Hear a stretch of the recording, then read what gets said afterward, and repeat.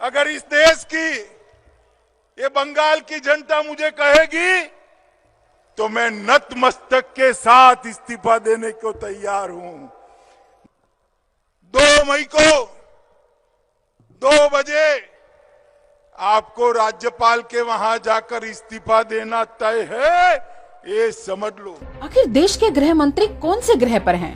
क्या इस्तीफा देने के डर से ही तो अमित शाह अचानक गायब नहीं हो गए? जब भी भारत संकटों में घिर जाता है तो कहां गायब हो जाते हैं भाजपा के चाणक्य? वैसे आजकल भारत की जो भयावह स्थिति है उसमें अमित शाह जी का भी बहुत बड़ा योगदान है। क्या जोरदार चुनावी रैलियां की बंगाल में? अरे भाई, भाजपा को तो चुनाव ही जीतना था, कोरोना को किसे हराना था। चुनाव खत्म, भाजपा के गृह मंत्री गायब। वैसे आपको याद दिला दें कि पिछले साल भी कोरोना काल में ऐसे ही अचानक गायब हो गए थे गृह मंत्री अमित शाह।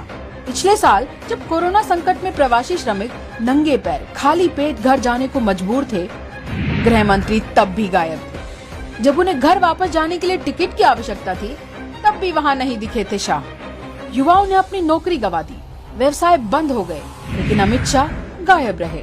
किसान पिछले 6 महीनों से ठंड, धूप, बरसात, गर्मी और कोरोना का कहर झेल रहे हैं, लेकिन फिर भी गृह मंत्री अपने ही गृह पर नजर नहीं आए। फिर फरवरी 2021 में भारत में कोरोना वायरस की एक दूसरी लहर आई। हर रोज 3-4 लाख से अधिक मामले सामने आए, लेकिन जब हमें सबसे ज्यादा जरूरत थी तब गृह मंत्री नहीं थे। पिछले 1 महीने में भारत को वैक्सीन और ऑक्सीजन की आपूर्ति में भारी कमी का सामना करना पड़ा है। बेड की कमी, मेडिकल सुविधाओं के कारण लाखों की मौत हो गई, लेकिन गृह मंत्री तब भी लापता रहे। शमशान तक में लंबी लाइन लगी है, हमारी पवित्र नदियों में शव तैर रहे हैं, लेकिन गृह मंत्री फिर भी अपने गृह पर वापस नहीं आए।